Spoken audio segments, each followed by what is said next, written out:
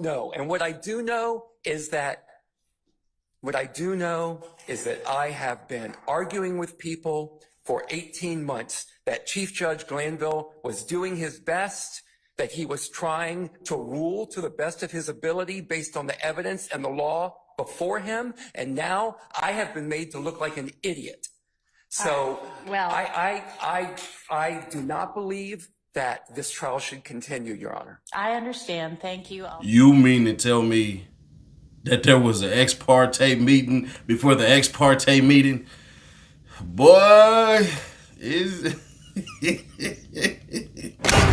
that was a transcript of an ex parte meeting that occurred on Friday. Right. This is the before one. the Monday. Sorry, just so that we're clear for the record purposes. This is the transcript I gave y'all at the end of yesterday that reflects Ms. Love had said, oh, yeah, we had, and in court on the record, but ex parte discussion that led to the Monday, June 10th ex parte. So that's what you're talking about? Let me be more artful. Yes. Okay. We were made aware, leading to the recusal of Judge Glanville, that there was an ex parte meeting that occurred on June 10th, Monday, June 10th. We were not told by the state, we're not told by the judge that that had occurred. We found out about it, luckily, and by happenstance. We then demanded a transcript. We complained about said ex parte, inappropriate ex parte meeting. At no point, when the court finally acknowledged that there was an ex parte meeting that occurred on Monday, June 10th, at no point did the court or the state at that point acknowledge, oh, by the way, there was another ex parte meeting that occurred on June 7th. We sat there after finding out about one ex parte meeting and having to drag the truth out. We sat there and the state and their co-conspirator, the trial court, were silent about the first ex parte meeting that happened on June 7th. What happened in that meeting on June 7th?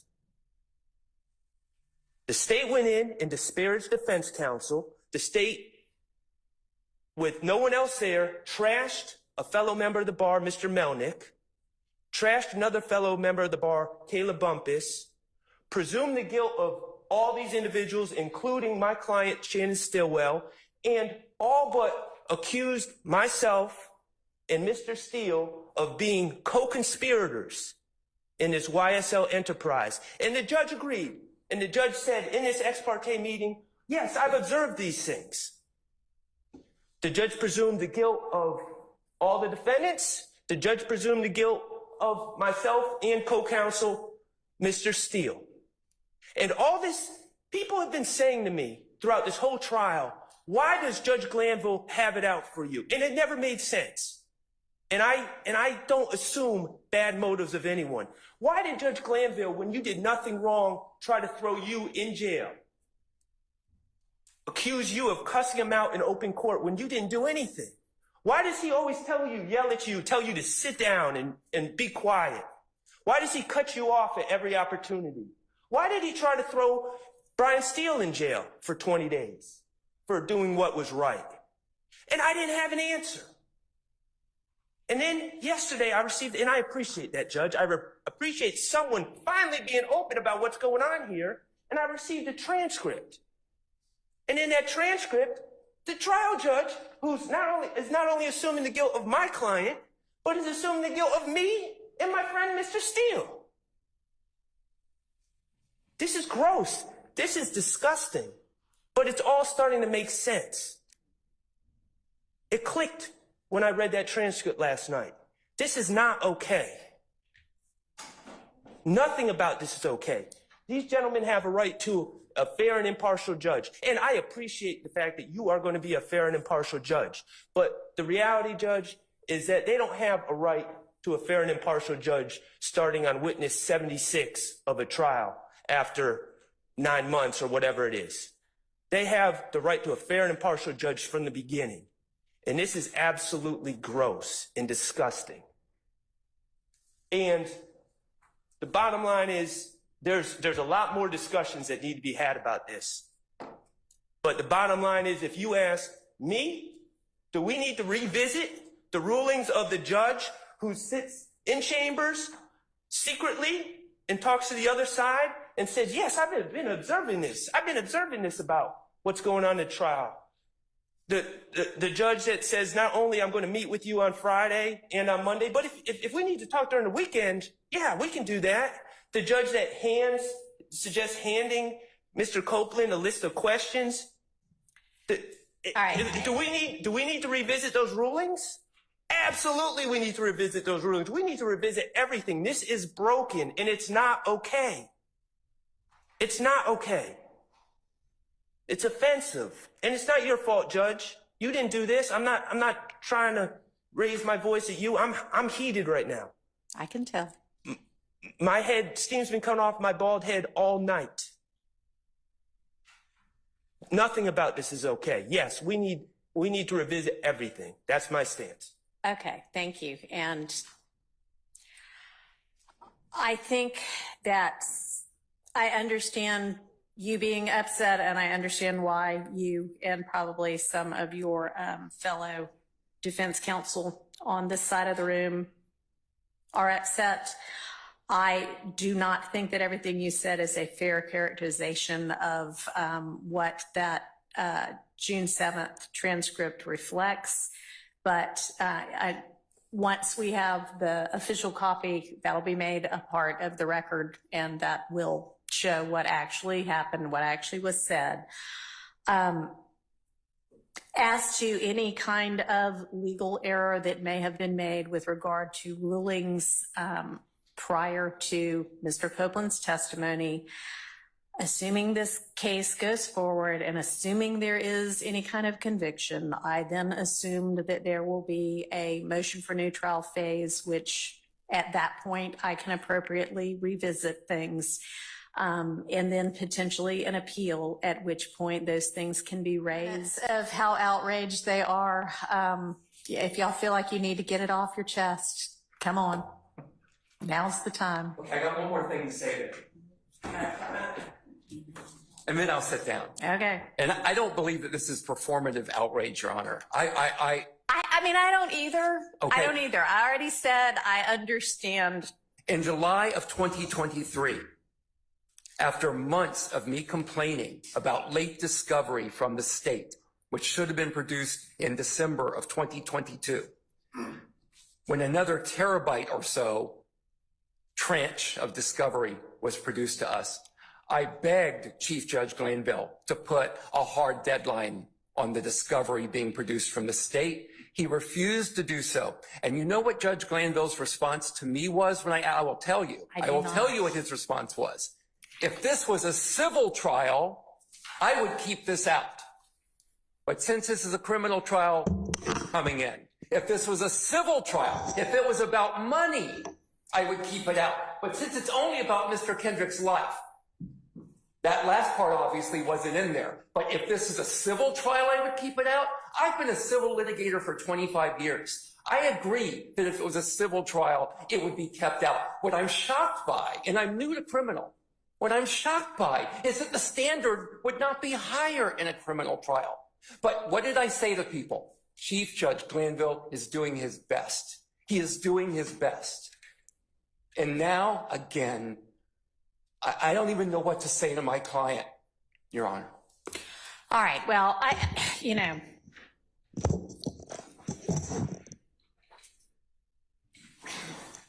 What do I say? I don't know. Obviously, I don't know what to say right now either. But I think that, while again, I understand frustration, let's be careful about disparaging a respected judge. I do think that he has, and I haven't looked at every transcript yet because they haven't all been produced yet, but I don't think you're wrong that he has been trying his best and doing his best. And, you know, we all as lawyers know that everybody talks about lawyers trying to herd cats, and that's not inaccurate. This is a big case. There are a lot of good litigators on this case, but with a lot of good litigators probably comes a lot of egos as well. And I think sometimes it is possible to sort of get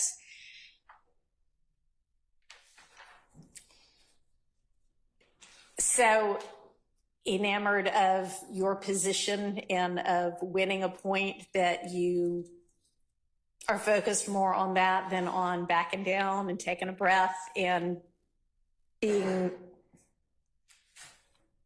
amenable to hear what the other side is saying. And hell, that's true in our whole society right now. Believe to be co-conspirator statements, and why they should come in now when you were ordered many, many months ago to tell the defense what they were. They are included as part of the jail calls and the wiretap. Okay, so they have them. Yes. They just haven't been identified as, hey, we think this is a co-conspirator statement. We intend to use it. Yes. Okay, well, sure.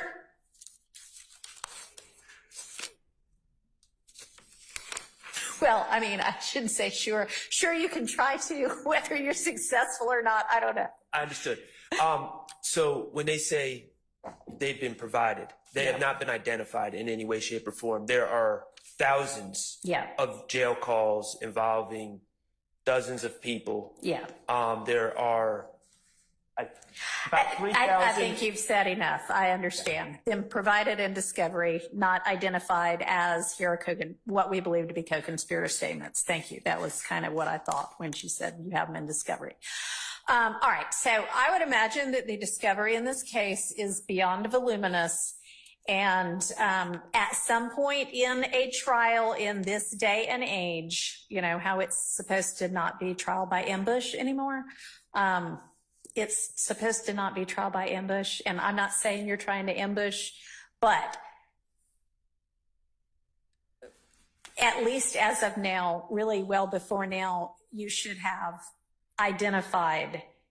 I think this is a co-conspirator statement. And honestly, you should have identified out of the God knows how many rooms full of boxes of discovery, here's what we're actually going to use.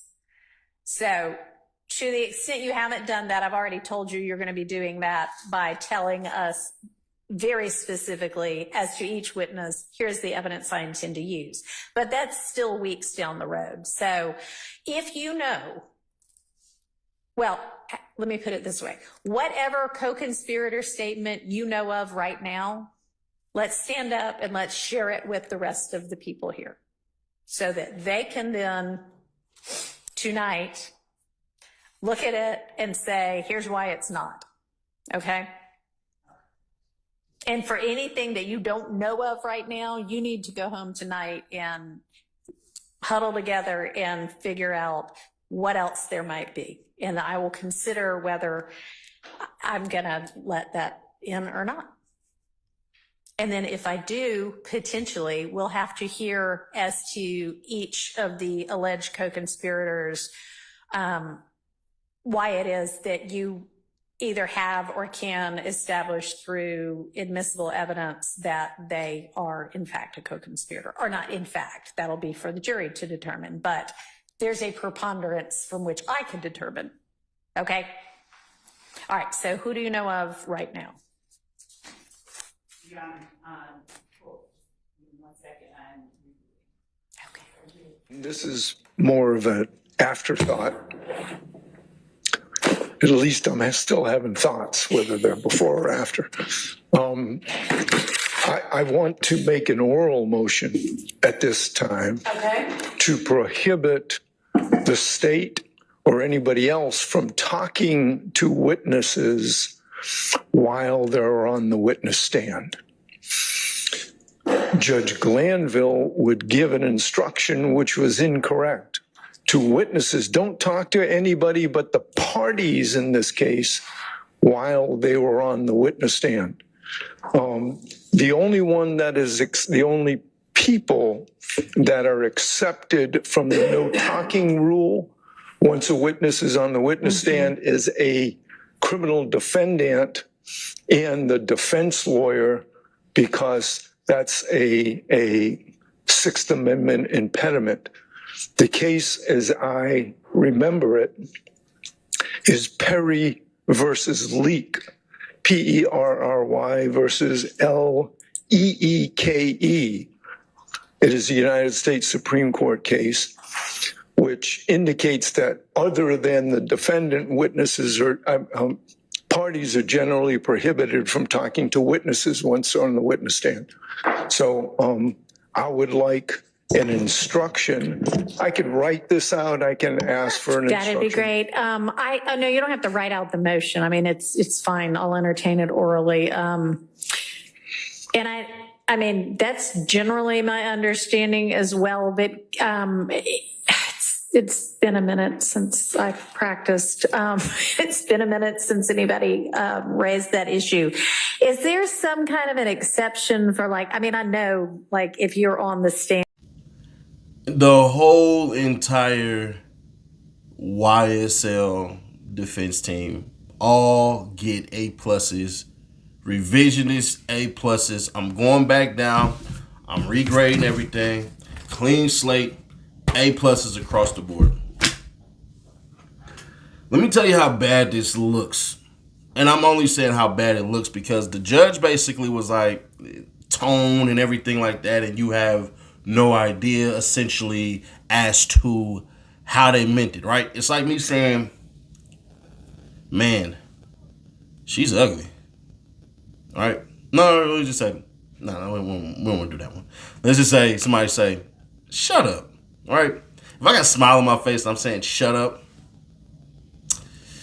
yeah, cool. But if you write it down and there's no context that shows that I literally smiled before I said it or smiling while I said it, then saying shut up can mean something way more. It's what happened in the YNW Melly trial that got the lady booted off because of the officer allegedly, well, not even allegedly, but basically the officer grabbing Melly's phone from the mom, right? And then the mom basically was like shocked, all this crap and everything like that. And the officer, because he wasn't in the jurisdiction, was not supposed to do that. He was supposed to have another officer do that.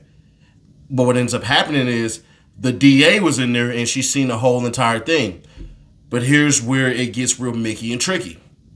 As they're leaving, the cop who grabbed, he's like from Miramar Police Department, who grabbed the phone, tells the officer that's there, man, I might need you to go ahead and swear that you were in there to watch me grab the phone. And the dude says, do you need me to? They're saying, man, that was tongue-in-cheek. We were being funny and all that stuff. And literally, YNW Melly's defense is like, nah, you meant to obstruct justice, bruh. So we gonna need that lawyer to come in there and she gonna have to basically say what the hell happened. That's why the original DA got kicked off of the case for the retrial with YNW Melly. Now, what does that have to do with Young Thug and them? Because that's exactly what it sounds like right here. You're gonna see how much influence and power Glanville truly has. You just will. And what I mean is this. He's the superior. He's the one that they look to. He is. But there's this thing called, man, the old soul, old rules don't apply to new day, new things. Meaning some of that old outdated stuff that they do should have been revised and we should go over updated rules and engagement in terms. And it's like, Glanville, you definitely had it out. Now, the problem that they're gonna have, and I don't know if Love and them are gonna use this, but even if the judge was saying some slight weight messed up stuff and kind of was leaning towards the prosecution, Ashley Merchant originally got a judge basically booted out, but then they turned around and they revised it because essentially how they had ruled was that though a judge may say whatever, it's not gonna give any influence to the jurors. But even I believe that ruling was wrong. And some young like, whoa, Sadie Nash, you're saying that the judges, the Supreme Court's got it wrong? Hell yeah. They're human just like we are. This has to be this has to be mistrial with prejudice. It just has to be. Because at the end of the day, you're supposed to be essentially going against the facts of what the prosecution has, and the defense is supposed to basically refute certain things or basically get the interpretation down the right way. Just like when they said, oh, some of y'all don't know this, so I'm going to put y'all up on game. When Halftime came out, right? The song Halftime. The original lyric, Lil Woody gonna pop at his noggin, they weren't talking about Big Nut. They were actually talking about Lil Wayne. And they said Woody was supposed to mean Wode. You know how they do in New Orleans. So there's that. But today, none of the motions really got a chance to go through because it was tension in there. And I ain't gonna hold you. This judge, y'all better not turn on this judge, bro. It seems to me, granted, she does have a little bias towards the previous judge, like she's supposed to, because that's technically supposed to be like a mentor, supposed to be the OG. She's supposed to have that and supposed to believe that his rulings were not that.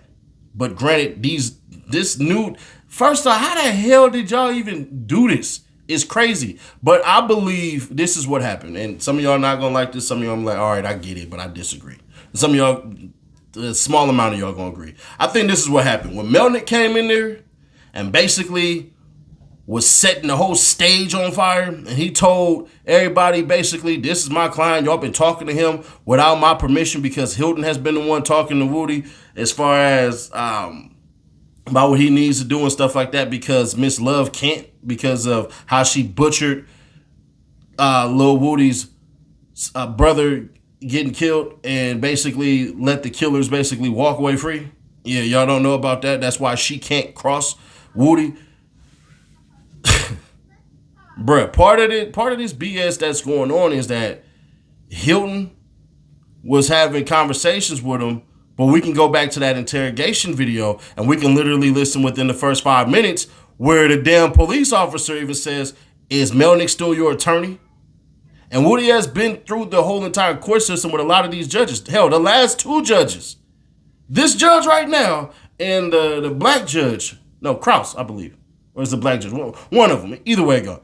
They literally had sentenced Woody, and Woody done been in court with all these cats. So there's that. That's just how small Fulton County is as far as the courts go.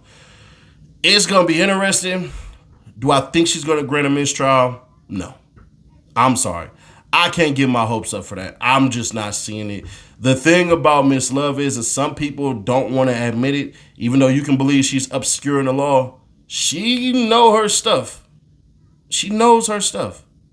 But this is what Brian Steele and everybody is supposed to do. And anybody who had a problem with me giving her a B yesterday, let's understand something.